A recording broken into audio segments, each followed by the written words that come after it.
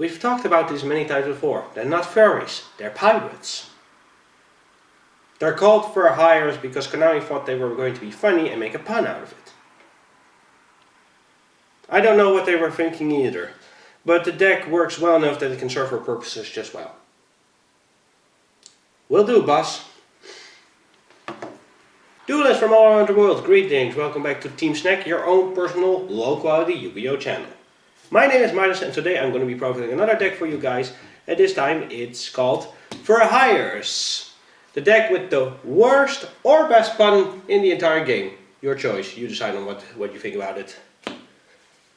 Now, for a little detail about For Hires, they're an aggro deck, surprise surprise, because it's me, And their bow strategy is about spamming the field with low level monsters so they can special summon other monsters which might be low level, which special summons another monster, and you get all the effects based around what's special summoned. They're very fast paced and very swarmy, which in my case is perfect actually. It's a real fun deck, you won't top any tournaments with it, but it's quite a fun deck, and thanks to the new Megatin reprints they've become also quite budget. So if you want to watch a fun and also somewhat budget deck profile, then well, think no longer, because For Hire might be the thing just for you. So let's go straight on into the deck profile and see what we got. So here we are once again at the profile table, ready to profile this deck. So let's get right into it, all of you. For the first card, well, let's not beat around the bush with it. 3 copies of Beat Blademan For Hire. Ha ha ha, all the puns. But in all seriousness, Beats is a really good card. It has the same effect as most all low level For Hire monsters, is that you can special summon a For Hire monster, monster For Hire from your hand, and when a monster For Hire is special summoned to your side of the field, with this card you can search. You can search any For Hire monster from your deck. Plus it's a warrior, so it's searchable by Marauder. So this is absolutely the starter card, and I would say the beating heart. Get it? Okay, I'll stop. But essentially, yes, this is the heart of the deck. It is a card you always want to open it because it's searchable. Luckily, we also play a Rhoda, which helps the deck. Now, the next monster might not seal your fate. Yes, I promise I will quit soon. Is Seal Strategy for Hire, the other 3 of. When a monster For Hire is special summoned, you can target one For Hire monster in your graveyard and add it to your hand. So this one searches, this one recovers. Well, isn't that great? That's really pretty straightforward, which is something I love about the deck. It's somewhat pretty straightforward, but the combos you can make are amazing. There we go, a little bit simpler with 2 copies of Bravo, Fighter For Hire. Bravo, well, same effect, special summon For Hire, monster For Hire, from your hand, and when a monster For Hire is special summoned to your side of the field, all For Hire monsters you can gain 500 attack. Apologies for the bad lighting, you guys. It's already dark outside and I'm having the lamp turbo on, so my deepest apologies for that, but I have to work with what I got.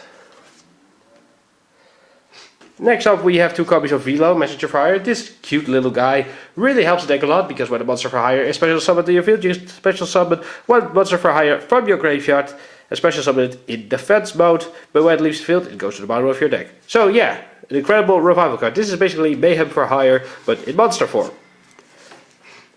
Then we continue on with the Beast combo, 2 copies of Dompa, Marksman For Hire. When a monster For Hire is special summoned to your side of the field, target one face-up card on the field and pop it. And we of course also have Recon Scout For Hire. Also, when you special summon a monster For Hire is special summoned to your side of the field, target one set card on the field and destroy it. So this card destroys back row, and this card also destroys back row, but only when it's face out. Face up, set. Now that's pretty alright. So these are literally all the low level For Hires you have. You only play 3 copies of Beat and Seal because that's really all that's necessary. You could technically add a 3rd copy of Bravo, but I don't find it necessary. Now for the higher level ones, we will go to 2 copies of Ravala, Champion For Hire. Arguably one of the best cards in the deck, because when this card is special summoned, you can target any number. You can excavate the top card of your deck equal to the other numbers of For Hires that you have on the field, so every For Hire aside from this card. Excavate the top cards of your deck and add both of those cards, doesn't matter what kind of card it is, to your hand, and then, well, you can add any card to your hand and the rest goes shuffled back into the deck. Pretty strong card, and also when it's on the field, when your opponent activates a monster effect, you can discard one For Hire card, basically a monster or a spell, and that monster's effect is negated. Not destroyed, only negated, but that's still pretty good. 1 Dyna Hero For Hire. I only play this card mostly because it's just a fun cheeky card and I like to spice up my deck profiles. When Dyna is special summoned, you could target any number of spell cards in your opponent's graveyard equal to the monsters of For Hire you have for this card, basically the same as Rafale every for hire card aside from himself and banish those cards from your opponent's graveyard. So it basically is a way to empty out your opponent's graveyard, which is pretty right. And when this card is on the field, your opponent cannot target for hire monsters for attacks or effects aside from this card. And we followed up with a final for hire card. Once with Sage for hire, when it's summoned, you can gain 500 lives for every monster for hire aside from this card that you have. And when your opponent activates a spell or trap card, you can discard a card for hire to negate. Similar to Revale, but it does spells and traps instead of monsters. Next off, we have a couple of hand traps. 3 Ash Blossom, basically best hand trap in the game. And 2 Ghost Ogres, arguably better known as the best hand trap that for hires have, mostly because when Volk is on the field and you use this destruction effect, you get to draw, and draw essentially more if you have more for hires on the field, but we'll get to that later. Ghost Ogre, it is said to be the best hand trap that for hires have, and I shall not disagree with that. Ghost Ogre is absolutely great. Then we have 2 copies of Nibiru, the Primal Being. So yesterday I made the change to put Nibiru in the set and I took out Instant Fusion and Foolish Burial. And Nibiru actually pretty handy because, well, you always want to go second with this deck. So Nibiru is never a bad option if your opponent tries to set up a problematic field. So Nibiru main deck is a little bit weird, I reckon, and are probably a better option. But for me it works out in the long run, so I thought why not, because the deck always wants to go second. And finally, 2 copies of Dino Wrestler Pankratops, because, well, it's Pankratops. It's a free special summon and destruction, so why would you not do it? This deck always wants to go second, so this card is absolutely great. Now, to go on to the spells. Of course, for hires have their own version of Monster Reborn. We have 3 copies of Mayhem for hire. With this, it's a quick play spell card that allows you to special summon a for hire monster from your graveyard in defense position, and you can only activate 1 copy of this card once per turn. Pretty standard, and it's pretty alright because you can get off more effects when you're for hires, from your B to your Velo to your you name it. It's all really good. And of course, the 3 staples I always play, 3 copies of Gold by the Grave, because hand traps really are a detriment to this deck, as is with most aggro decks. 2 copies of Pot of Neck 9, I mean Pot of Desires. Well, I better say possible Pot of Neck 9 / +2, depending on the deck you play. But to get to your resources as fast as possible, Pot of Desires is quite good, and you play a lot of options in this deck, so yeah, that's why I played. We need more draw power in this deck. For a bit of a one-offs, 1 Rhoda to search the beat. 1 Monster Reborn because it's Monster Reborn, and Skateboard. Skateboard is actually a pretty interesting card because this is a 1-card Crusadia Avermax, and I just played for that option because it's a cheeky fun check card and I like doing that. It makes the deck feel, well, more for me, let's just say it like that. And since of course this is a for hire deck profile, we cannot go on with the final card in the main deck. 3 copies of There Can Be Only One. This card, I always say this card is made for hires, or at least the for hires is a deck that best adapts to this card, because this card is absolutely great. It stops a lot of decks, and it just works out great with for hires, because for hires have as many different types as is possible. So you're not really bothered by this card, but this card is absolutely amazing. It's made for this deck. Now we will go on to the extra deck.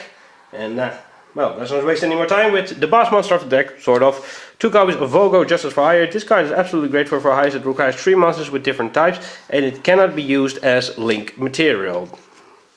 Not really a problem, because when it's up on summon, you can summon 1 for hire monster from your deck in defense position, as long as it's not the same type as one you used to summon this card. So if, for example, you would use, well, to name an example, a Beat, a Seal, and a Velo, you can summon anything for high monster deck as long as it's not Beast Warrior, Warrior, or Winged Beast. So you can summon like a Revale, or a Dompa, or something like that. And of course, when a card on your opponent's field is destroyed, you can draw 1 card from your deck, and if you have at least 3 for high monsters with different names, then you can draw 2 additional cards. So you can basically draw 3 cards if you have 3 bosses on the field. How great is that? So many resources that this card provides. This card is absolutely amazing. Like, damn, it's such a good card. And it's a wolf, which I absolutely adore. Then for some generic stuff, 1 Boros Dragon, because it's Boros Dragon and it's OTKs. 1 copy of Magnite Crusadia Avermax. This is what the scapegoat card is for. Crusadia Avermax is just like Boros, it's an incredibly powerful card that can win games on its own. And I love it. It was well worth investing in. A Nightmare package with Unicorn, Phoenix and Cerberus. It's just a nightmare. They're generic, so why not play them? One Linkaribo for the veto plays and to stop your opponents for a while. And then for the why I run Scapegoat, one Baba Barber and one Security Dragon. Yeah, now this is an interesting combo. Baba Barber basically does nothing of significance, but it's generic. You can make it with two Scapegoat hosts, then you make the Security Dragon under it, use Security Dragons to compulse a card back to your opponent's hand, and then go into Avermax from there. It's just a little cheeky check option that it's a cheeky tech option that I basically invented just for the fun of it, because I thought, oh, why the hell not? It seems like fun. Next up we have a Cavalry XZ, one number 64 Ronin Raccoon, because you have Dompa and Recon in the deck and you can make this. There are probably better options, but I thought it would be fun to try this. Abyss Dweller, one of my favorite XZ monsters ever, because it stops so many decks, because a lot of decks are reliant on the graveyard. Tornado Dragon to pop your spells and traps, Baguska to stall, and one extra knight to pop problematic fields. That was the deck profile. Thank you all for watching this video. Let me know what you thought about it, and let us know what kind of decks you want us to profile next. This is Midas from Team Snack, and I wish you all a wonderful day in advance. Thank you all.